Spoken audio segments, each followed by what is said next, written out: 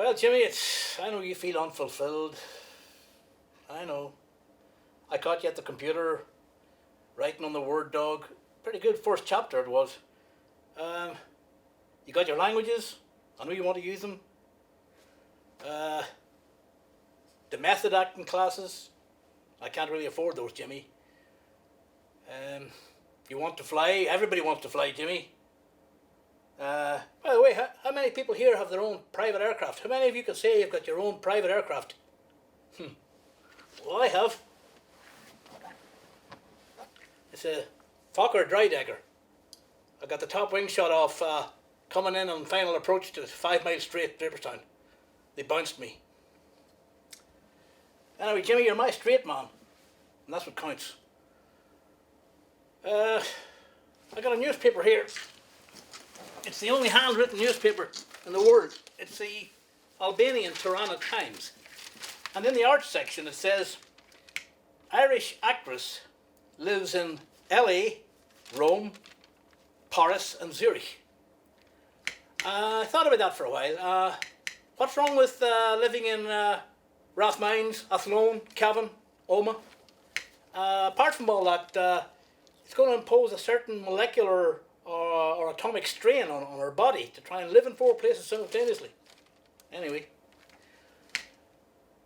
Cousin of mine, small news now I suppose, a cousin of mine, third cousin of mine actually, he was arrested for stealing a tank of helium, and he got a very light sentence. Now when I say light sentence, I don't mean that in terms of the syntax or the grammar, but he got a light sentence. Elsewhere I read in the Irish Times that the insulated electronic screwdriver, or electrician screwdriver I should say, has saved more lives than penicillin. I never knew that. And 95% of Russian dentists recommend the Kalashnikov. A little more personal and dramatic now. There was a contract out on me. Very terrible times. They sent around 6 or 7 men. They dug a hole around my feet. They filled in the concrete, did the concrete, the reinforcing. They did the joinery, cladded me up in timber, stuck in a couple of windows, put a roof on. They were good contractors. Took me a long time to break out of that. Now, another admission, I was involved in the numbers racket down in New York's Lower East Side, Hell's Kitchen. I think it's called, Hell's Kitchen's what it's nicknamed as.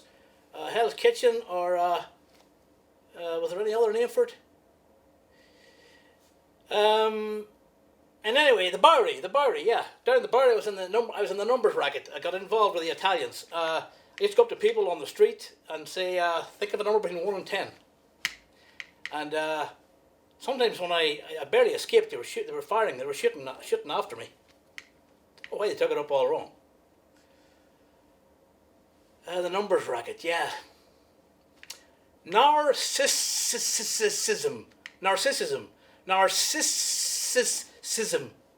It originated with snakes. That's why they call it narcissism. What do you think, Jimmy? Well, what else? They say the learning's easy carried, and they say you can't beat the books. Well, I give 70 lashes to an Oxford Dictionary yesterday, so you can beat the books. 60 lashes to the Oxford Dictionary. Not a whimper out of it. I know a friend of mine got his house repossessed. You never see an exorcist when you need one, do you? The Cold War. It's always with us. Another friend of mine, he sold secrets to the USSR back in the 70s. He had a meeting in Stephen's Green with his Oppo agent, Russian, from the Russian embassy, and he sold them secrets. He told them the routes of the 18A and 22B buses in Dublin.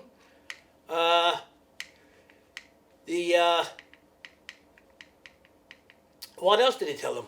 The Agnew's ice cream secret recipe. Yeah. He sold them recordings of the Drumcondra Philharmonic Orchestra. Yeah, he sold secrets to the Russians. Never caught. Now, the big questions in life. What really happened to the secret Agnew family ice cream recipe? And is the reappearance, the reappeared ice cream, is it the real thing? Hard to say. You know, my name's Convery. Convery, that's my slave name. That's my slave name, y'all. A red pencil is a very authoritative item, artifact, object. You stop a person in their tracks by doing this. You, with a pencil up. Red pencil. Of course, it's Emperor's clothes. Yeah, I had my great grandfather had a third cousin twice removed to Botany Bay Penal Colony. In fact, he was a voracious reader. I'm talking about the mid-Victorian, sort of mid-19th century era, and he was book hungry, book mad. He devoured Friedrich Nietzsche. Now that's cannibalism. Yeah, someone told me a few days ago, Aidan, get over yourself. How can I get over myself? I'm 5'7", 5'8". Look at all the barbed wire from feet to head. How can I get over all that? I can't get over myself. Yeah, you can't beat the books. You've heard that often. The learning's easy carried. Learning is no burden. You can't beat the books.